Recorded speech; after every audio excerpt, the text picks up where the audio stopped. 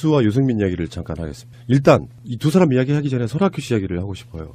왜 그러냐면 바른정당하고 국민의당이 합하게 되면 사실상 대표는 손학규 씨가 할 것으로 예상을 해왔거든요.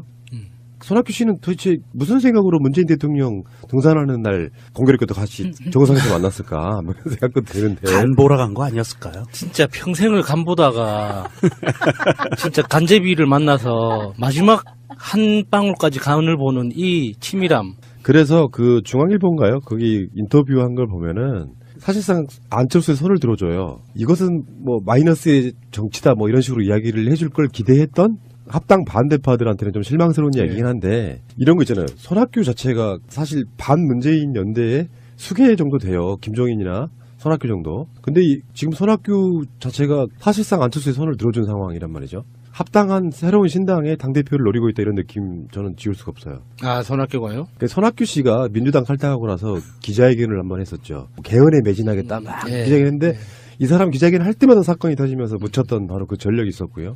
욕심 좀 버리시고요. 웬만하면 정치 은퇴하실 때가 됐는데 그 만덕산에서 그 깨달음이라는 게 결국 이런 거야. 그러게 말이에요. 이 손학규 씨가 참 불쌍하기도 해요. 아까 얘기한 것처럼 꼭 뭔 일이 터져서 묻혀.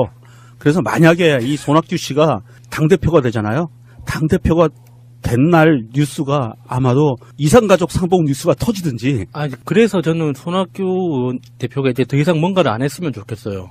손학규 대표가 미국에서 우리나라 한국에 귀국하던 날 제천 화재 사고 났잖아요. 네. 그러니까 너무 큰 사고예요. 그런 식으로 너무 안 좋은 기억이 많아요. 손학규라는 이름이 등장할 때마다. 음지의 제왕 이런 거야? 예. 그래서 그만했으면 좋겠어요. 간도 그만 보고. 이 손학규 씨가 이야기한 맥락을 보면 당대표가 되려고 하는 욕심은 보입니다. 양쪽을 다 비토하고 있어요. 안철수도 너무 독불장군으로 기업 경영하듯이 나갔다. 균형을 맞추기 그렇죠. 위한 균형을 맞추기 위해서 양쪽을 비토하는데 그러면서 이제 철저하게 호남을 비토하는 거죠. 심하게. 그러면서 자기 자리를 찾으려고 하는데 이 사람이 그 와중에 숟가락을 촛불에까지 얹어요. 아니 이 사람이 중도 통합과 다당제 등은 시대적 요구이자 촛불 정신의 계승이다. 이런 얘기를 해요. 난 이걸 보고 내가 깜짝 놀랐어요. 사실 아무 연관성이 없어. 네, 아무 연관성도 없고 혹시 연관성이 요만큼이라도 있다고 선쳐요. 이 촛불 혁명을 일으킨 이 시민들이 다당제를 요구했다고 쳐. 그런데 다당제를 요구했다고 치는데 그러면 다당제를 요구했는데 그 다당제에 자유당, 바른정당, 손학규 같은 사람들 이 사람들을 포함시킨 다당제일까요? 아니거든요. 그러니까 촛불 시민이 요구했던 다당제는 제도에 기반한 다당제지 이런 식으로 정치 세력이 이합집산하고 분열하면서 만들어지는 다당제가 아니거든요. 그렇죠. 그래서 아주 구체적으로 한번 보면 이래요. 민주당, 정의당, 민중당, 녹색당, 기타 등등 이런 색깔을 갖고 있는 사람들 정당으로 인한 다당제를 얘기한 거지 어떻게 감히 자유당, 바른정당 이런 애들하고 왜 다당제를 얘기를 합니까? 막말로 얘기해서 이거 없어져야 될 집단들이지 촛불은 이 사람들 이 정당들이 적폐 세력이고 없어져야 될 집단이라고 이야기를 했었지 이 사람들을 포함한 다당제 얘기한 적은 한 번도 없어요. 그리고 그 개헌 전도사처럼 민주당 탈당한 목적이 어떤 개헌에 매진하겠다고 나갔던 분인데 개헌에 대해서 이렇게 이야기합니다. 6월 지방선거 때 하자고 하는데 시기는 중요하지 않다. 이거 홍준표 논리인데? 그러니까 본질은 권력 분산을 만들어내느냐다. 현행 체제를 유지한 채 4년 중임제를 도입하는 건 제왕적 대통령을 5년에서 8년으로 늘리는 계약이다. 이게 의원 내각제 하자는 거잖아요. 그렇지. 그런데 의원 내각제를 이 사람이 주장한다고 한들 자기가 가져가는 정치적 이익이 뭔지 저는 그게 궁금한 거예요. 돈이죠. 손학규의 나이를 보나 앞으로 이제 정치를 얼마나 더 할 수 있을지를 따져보았을 때 의원 내각제라는 정치 제도 자체가 이 자기한테 뭐 어떤 정치적 이익이 있는 건지 안 그러면 말 그대로 그냥 이빨은 사명감으로 그냥 포장하기 위해서 남겨둔 수사인 건지 그게 진심이 의심이 되는 거죠. 아니 어떻게 지금 이 사람들 통합이라고 얘기하죠. 이 사람들 통합이란 말 쓰기 참 그 겸연쩍기는 한데 통합은 아니라고 생각을 하지만 이 사람들이 쓰니까 통합이라고 쓸게요. 통합이라고 이야기를 하는데 뉘앙스가 다 달라요. 중도 통합 그리고 유승민은 보수 통합. 이게 양쪽에 아주 미묘하면서도 굉장히 큰 차이가 있는 거고요. 이 손학규가 이렇게 이야기하면서 호남 세력들에게 박지원을 대표로 하는 개혁신당 세력 세력들에게 대해서 굉장히 심한 말을 하는데 호남의 자민련이 될 거다라고 이야기를 하는데 실제로 지금 유승민은 또 거기에서 살짝 발을 빼서 당대당 통합은 결정된 거 없다 이렇게 이야기를 던지거든요. 뭔가 벌리려고. 그럴 수도 있어요. 세력에서 밀리니까. 근데 문득 이런 생각을 해봤어. 바른정당과 국민의당 통합이 안 될 수도 있겠다. 안철수 입장에서는 정말 하늘이 무너지는 소리일 텐데 이상돈 전당대회 의장이에요. 이 사람이 칼자루를 일단 쥐고 있는 건데 반대파잖아요. 네. 그리고 유승민한테 나온 이야기가 의미심장한 부분이 있어요. 국민의당과의 통합은 최종 결심한 게 아니다. 이제 와서 발을 좀 뺀단 말이에요. 근데 지금 보도 나오고 있는 것 중에 국민의당에서 세 사람이 곧 탈당을 한다 그러죠. 네. 김세연 그리고 이학재, 남경필. 그러니까 누구 말처럼 딱 그거야. 통합을 하면 당의 숫자가 늘어나야 되는데 확실히 줄어드는 상태에 통합을 하는 거잖아요. 예. 이쪽 빼내고 저쪽 받아들이는데 나갈 사람이 더 많고 들어올 사람이 더 적은 상태. 1 더하기 1 해가지고 0.5가 되는. 그 희한한. 예. 그러다 보면 지금 전당대회라는 공식적인 어떤 의결 자체를 못한 상태에서 유승민이 이렇게 발을 빼고 바른정당 국회의원들은 통합할 거면 나는 다시 자유한국당으로 복당할 거야. 이 느낌이란 말이죠. 네. 그러면 결국에는 통합이 무산될 수도 있는 상태에서 국민의당만 쪼개지는 게 아닌가 하는. 야, 안철수 입장에서는 혼인빙자 가늠 아닌가요? 아니 저기 아, 왜요? 그 다당제 그 화신이 되는 거죠. 진짜 진정한 다당제를 실현하는 거잖아요. 이게 혼빙이 되는 게 그럴 수도 있다 싶은 게 저는 이 세 명이 탈당을 결심을 한 모양새들을 보면서 이게 도미노 효과로 진정한 통합, 자유한국당과 바른정당의 통합으로 가는 거 아닌가. 안철수는 세되는 거죠. 국회의원 몇 명 있지도 않은데. 네. 근데 정말 남경필 이 사람은 어쩔 수 없구나. 원희룡도 마찬가지지만 네. 우리는 처음부터 믿지를 않았지. 남경필이나 원희룡이 좀 스마트하고 그 전에 적폐들하고는 좀 다른 모습을 보이는 양 언론에 포장이 됐지만 결국에는 자유한국당으로 다시 돌아간다는 거 아니에요. 이유가 뭐겠어요. 바른정당 후보로는 경기도지사 될 가능성이 사실상 0%거든. 더군다나 그쪽에서는 자유한국당에서는 안 낸답니까 후보를? 그러면 남경필은 사실상 3위 4위 할 수도 있어요. 민주당 후보 나가고 자유한국당 후보 나가고 남경필 나가고 정의당 후보 나가고 요 형태로 간다 그러면 4위 할 수도 있어요. 정치적으로 자기들이 손해보는 짓은 절대 안 해. 한 번 쉬었다 가는 건 없어. 이쪽 분들은 한 번 쉬면서 뭔가 때를 기다리시는 분들 많잖아요. 예. 본인이 안 나간다는 조재성 위원장. 컷오프 당하지만 난 탈당 같은 거 안 해 해서 지금도 정치 열심히 하고 있는 홀수 전문가 정청래 의원. 정청래 의원, 강기정 의원도 마찬가지고요. 그런 분들 꽤 많습니다. 이 사람들은 선당후사라는 게 없죠. 어쨌든 그래서 유승민의 이런 오딩은 어떻게 해석해야 돼요? 남북 문제에 대해서 서로 간에 입장이 달리 나왔단 말이죠. 남북 회담에 대해서 입장이 달리 나왔어요. 그러니까 그 입장이 달리 나온 측면에 이런 거 아니었을까? 유승민 입장에서는 내가 안철수랑 통합해서 남는 게 뭐지? 한참 계산을 하고 있다가 밖에 둘이 막 돌아다니면서 막 같은 목도리도 차고 막 별짓 다 했어요. 근데 가면 갈수록 안철수가 실증나기 시작하는 거야. 별로야. 매력이 없어 사람이. 그래서 이게 하고 싶지 않은데 남북 회담 문제로 뭔가 좀 사이가 틀어지는 부분이 있어가지고 그런 거 있잖아요. 명분을 막 찾다가 아 이거다 이거 찾은 거야. 통합하지 말고 난 차라리 자유한국당으로 들어가고 싶다 이런 속내를 비치는 게 아닐까. 썸만 타다가. 그러면 이제 그렇게 얘기가 나오겠죠. 안철수가 실망입니다. 딱 그렇게 할 거 아니에요. 그만 좀 괴롭히십시오. 유 후보님 실망입니다.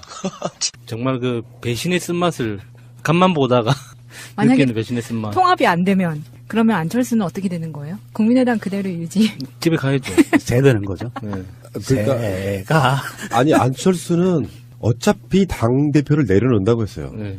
통합이 되든 아니 안 되든. 합당이라고 합시다. 네, 통합은 합당이죠. 합당이 되든 안 되든 당 대표를 내려놓겠다고 네. 했잖아요. 근데 만약에 바른정당과의 합당이 성사가 안 된 채로 내려놓게 되면 정치적으로 세되는 거죠. 사망이죠. 거의 사망에 네. 가깝. 가평잣.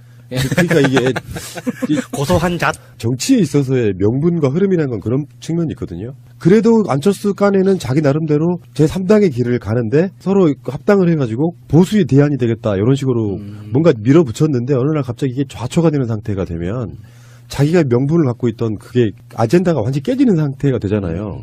그러니까 안철수의 생각에 동조하는 사람도 일부 있는 거예요. 많은 사람들은 아니지만. 근데 그거를 실현시키지 못하면 결국에는 추진력 없고 이용만 당했다. 온갖 공격을 받으면서 정계 은퇴가 훨씬 빨라질 수도 있다. 저는 그렇게 생각해요. 그리고 당대표를 내려놓겠다고 말을 했는데 그 약속을 만약에 지키게 된다면 누가 이제 안철수를 다시 들여다보게 되겠어요? 그렇죠. 진짜 어디 쓸모가 없죠. 가평에 작가는데 뭐 봉사활동이나 할 수 있을까?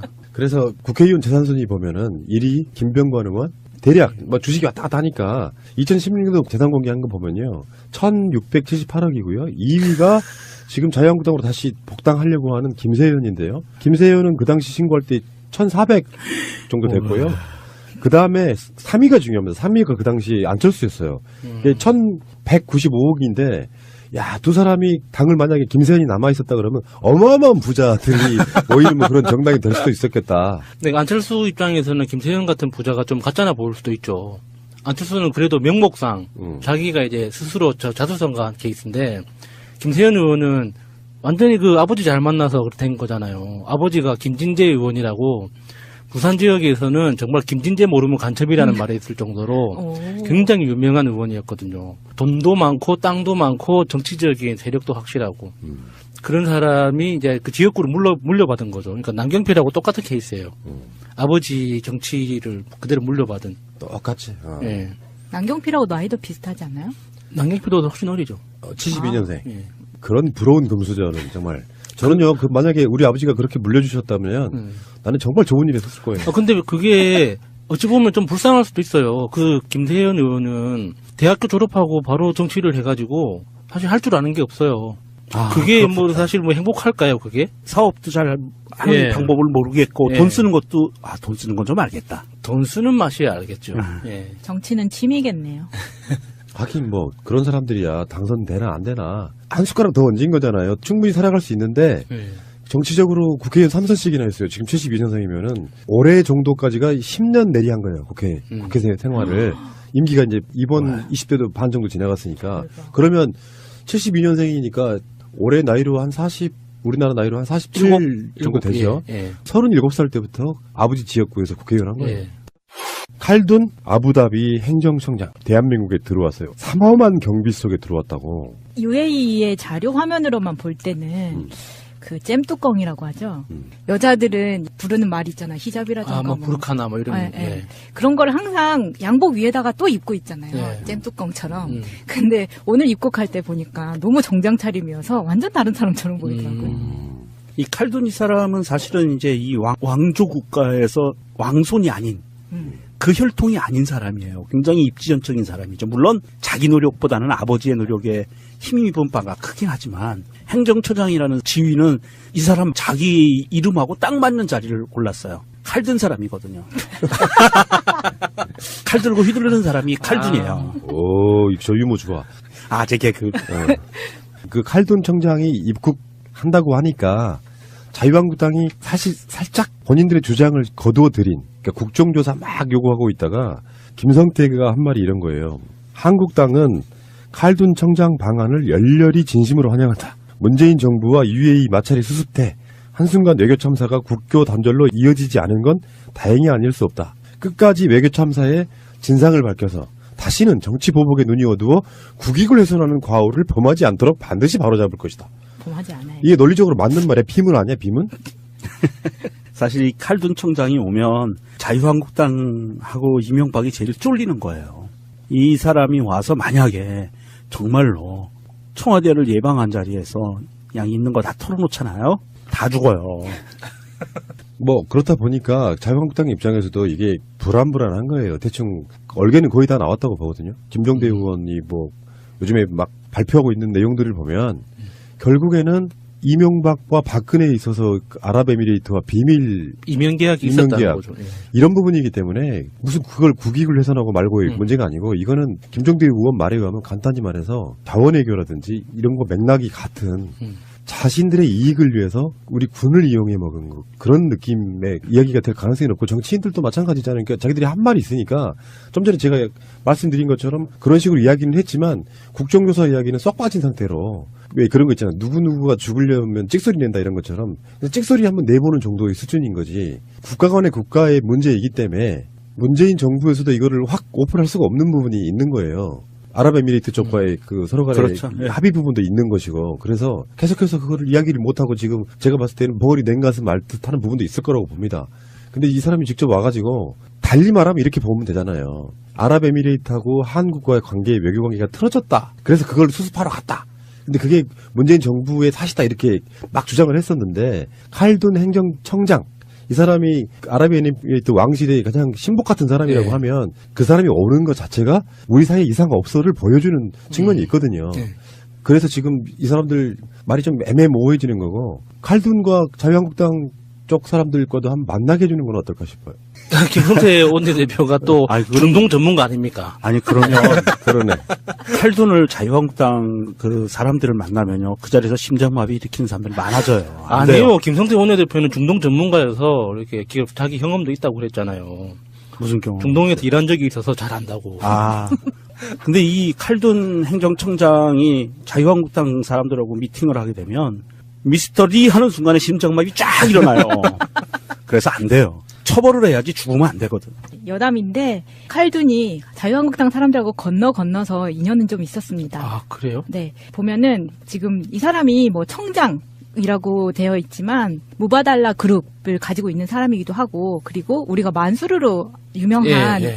그 사람이 잉글랜드 프리미어 맨체스터를 예. 샀잖아요. 예. 그래서 이 칼둔을 회장으로 지금 앉혀놓은 상태예요. 아, 그러니까 그 만수르는 구단주고 네. 그러면은 이 칼둔이라는 사람이 직책이 굉장히 많네요. 네. 그런데 76년생밖에 안 돼요. 아. 오. 그런데 그 제가 좀 찾아보니까 이 무바달라 그룹이 예. 작년 하반기에 우리나라 넥센 타이어하고 계약을 하나 맺은 게 있어요. 그때 보면은 그 넥센 타이어의 사장이 굉장히 젊어서 71년생이라서 이 사람 되게 젊은 나이에 회장이 됐네 하고 찾아보니까 아, 넥센타의 회장이 71년생이라고요? 네, 네. 오, 찾아보니까 이 아버지가 강병중 회장인데 이 사람이 이제 원래 오너예요. 그룹의 오너. 네. 처음에 이제 한국전쟁 전후에부터 만들어가지고 이제 온 기업인데 이 사람이 현재 그 최근에 홍준표가 SBS와 KNN에 대해서 이야기한 적이 있었잖아요. KNN도 뺏겼다. 예, 예. 경남방송. 예, 예. 그 회장이 이 강병중 회장입니다. 오, 케넨 회장이에요. 네, KNN 회장이. 그 KNN은 지역 민방 중에 하나인데요. 네. 그쪽에서 나름 영향력이 있나 보더라고요. 예, 되게 큰 채널이에요. 예. 지방마다 다 민방들이 하나씩 있잖아요. 그냥 재미로만 보면은 정말 약간 좀 지금 자유한국당 특히 김성태 보면은 약간 더맨더머 느낌이 들어요. 홍준표도 그렇고 워낙에 적폐들이어서 우리가 네. 지금 막 질색하듯이 싫어하는데 정치 현상으로만 보면 홍준표하고 김성태는 정말 짝꿍이 잘 맞는다 그럴까요? 약간 모자란 짓을 계속해서 하면서 우리한테 즐거움을 주고 있어요. 그러니까 홍준표도 그렇고 김성태도 그렇고 둘 다 공통점이 뭐라고 딱 집어 말할 수는 없는데 정확한 포인트를 못 찍고 주변만 때리는 그러니까 둘 다 주류가 아니었기 때문에 그 보지 못하고 있는 어떤 비전 포인트가 없는 것 같아요. 그래서 자기들도 무슨 말을 해야 될지 몰라서 당황스러워서 막 내뱉는 듯한 맞아요. 그런 느낌이 들거든요. 그러니까 통찰력이 없어. 네. 이따가 뭐 다른 데서 이야기가 나오겠지만 홍준표 같은 작자도 보면은 셀프로 막 당협위원장을 대구에 자기 스스로 막 꽂으려고 하고 어쨌든 그런 짓들을 하는 거 보면 이런 게 있잖아요. 정치는 상식에 기반해서 해야 되거든요. 네. 예측 가능해야 되고 그래서 저게 잘못됐다고 생각하면 같이 잘못됐다고 느낄 정도의 공감력이 있어야만 좋은 정치가 이루어지는데 아랍에미레이트에 무슨 일이 일어났대. 지금 문재인 대통령이 잘못해가지고 뭐 이렇게 막 설레발치다가 지금 이야기가 어디까지 흘러갔냐. 결국엔 자기들 발등을 확 찍게 된 상태가 됐잖아요. 이명박의 적폐성에 한 집을 하나 더 얹었다고 저는 보거든요. 그런 멍청한 짓들을 계속 하면서 자기를 마이너스 깎아먹고 있기 시작한다. 이런 부분이고 박근혜는 지금 사실상 무기징역에 해당할 만큼 어마어마한 게 지금 있는 거고 이명박도 만약에 사법처리를 받게 되면 누구 말처럼 그게 보수의 괴멸까지 가는 거거든요. 앞으로의 모든 선거에서는 이명박도 사법처리 당하고 이명박을 어차피 사법처리를 안 당할 수도 국민적 인기는 거의 없었어요. 임기 끝나자마자 끝날 때부터. 그렇다 보니까 결국 부정선거 하게 된 건데 정권교체 안 당하려고.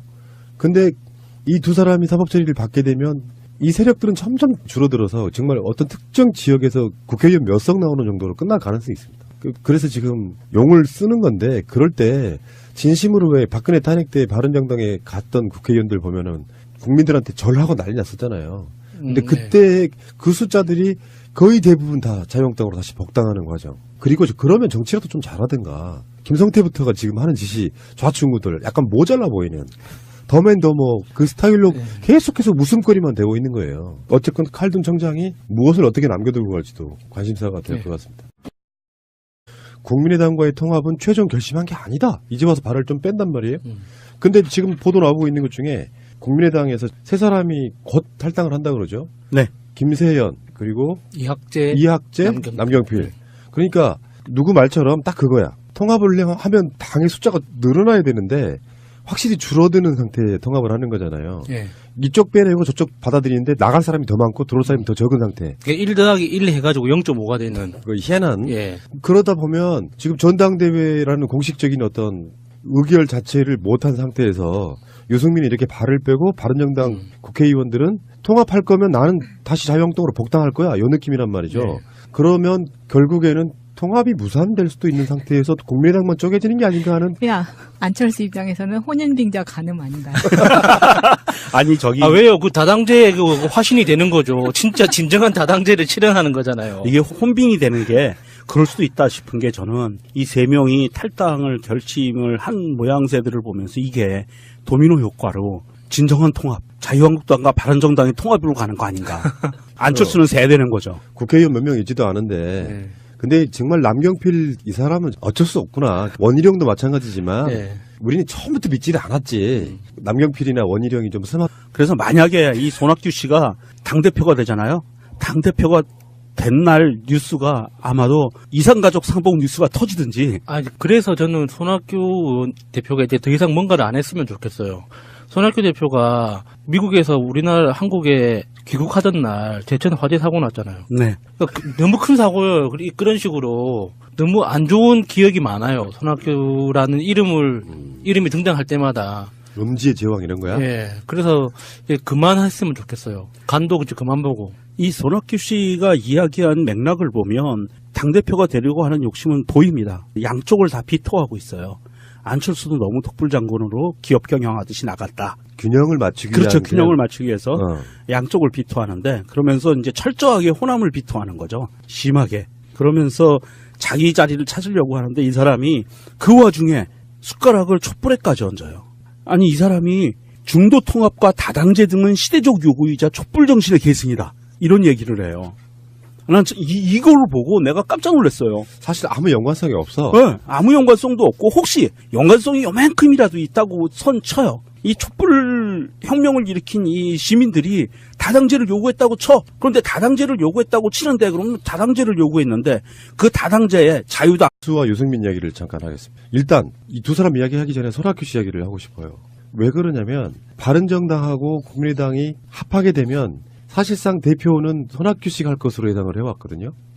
손학규 씨는 도대체 무슨 생각으로 문재인 대통령 등산하는 날 공교롭게도 같이 정상에서 만났을까? 뭐 이런 생각도 드는데. 간 보러 간 거 아니었을까요? 진짜 평생을 간 보다가 진짜 간제비를 만나서 마지막 한 방울까지 간을 보는 이 치밀함. 그래서 그 중앙일보인가요? 거기 인터뷰한 걸 보면은 사실상 안철수의 손을 들어줘요. 이것은 뭐 마이너스의 정치다 뭐 이런 식으로 이야기를 해줄 걸 기대했던 합당 반대파들한테는 좀 실망스러운 이야기긴 한데 이런 거 있잖아요. 손학규 자체가 사실 반문재인 연대의 수계 정도 돼요. 김종인이나 손학규 정도. 근데 지금 손학규 자체가 사실상 안철수의 손을 들어준 상황이란 말이죠. 합당한 새로운 신당의 당대표를 노리고 있다 이런 느낌 저는 지울 수가 없어요. 아, 손학규가요? 손학규 씨가 민주당 탈당하고 나서 기자회견을 한번 했었죠. 개헌에 매진하겠다 막 기자회견했는데 이 사람 기자회견 할 때마다 사건이 터지면서 묻혔던 바로 그 전력이 있었고요.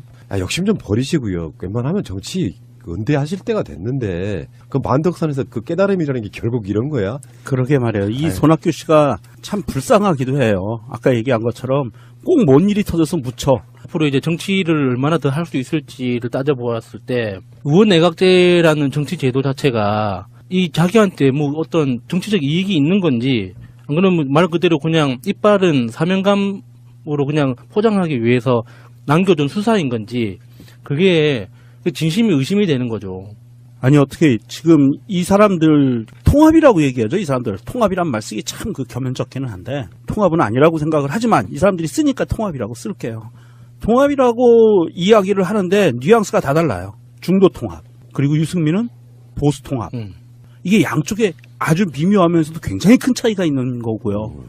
이 손학규가 이렇게 이야기하면서 호남 세력들에게 박지원을 대표로 하는 개혁신당 세력들에게 대해서 굉장히 심한 말을 하는데 호남의 자민련이 될 거다라고 이야기를 하는데 실제로 지금 유승민은 또 거기에서 살짝 발을 빼서 당대당 통합은 결정된 거 없다. 이렇게 이야기를 던지거든요. 몸값 올리려고. 그럴 수도 있어요. 세력에서 밀리니까. 근데 문득 이런 생각을 해봤어. 바른정당과 국민의당 통합이 안 될 수도 있겠다. 안철수 입장에서는 정말 하늘이 무너지는 소리일 텐데 이상돈 전당대회 의장이에요. 이 사람이 칼자루를 일단 쥐고 있는 건데 반대파잖아요. 네. 그리고 유승민한테 나온 이야기가 의미심장한 부분이 있어요. 바른정당, 손학규 같은 사람들, 이 사람들을 포함시킨 다당제일까요? 아니거든요. 그러니까 촛불 시민이 요구했던 다당제는 제도에 기반한 다당제지 이런 식으로 이합집산. 정치인끼리 이합집산하고 분열하면서 만들어지는 다당제가 아니거든요. 그렇죠. 그래서 아주 구체적으로 한번 보면 이래요. 민주당, 정의당, 민중당, 녹색당, 기타 등등 이런 색깔을 갖고 있는 사람들 정당으로 인한 다당제를 얘기한 거지 어떻게 감히 자유당, 바른정당 이런 애들하고 왜 다당제를 얘기를 합니까? 막말로 얘기해서 이거 없어져야 될 집단들이지 촛불은 이 사람들, 이 정당들이 적폐 세력이고 없어져야 될 집단이라고 이야기를 했었지 이 사람들을 포함한 다당제 얘기한 적은 한 번도 없어요. 그리고 그 개헌 전도사처럼 민주당 탈당한 목적이 어떤 개헌에 매진하겠다고 나갔던 분인데 개헌에 대해서 이렇게 이야기합니다. 6월 지방선거 때 하자고 하는데 시기는 중요하지 않다. 이거 홍준표 논리인데? 그러니까 본질은 권력 분산을 만들어내느냐다. 현행 체제를 유지한 채 4년 중임제를 도입하는 건 제왕적 대통령을 5년에서 8년으로 늘리는 계약이다. 이게 의원 내각제 하자는 거잖아요. 그렇지. 그런데 의원 내각제를 이 사람이 주장한다고 한들 자기가 가져가는 정치적 이익이 뭔지 저는 그게 궁금한 거예요. 돈이죠. 아니, 손학규의 나이를 보나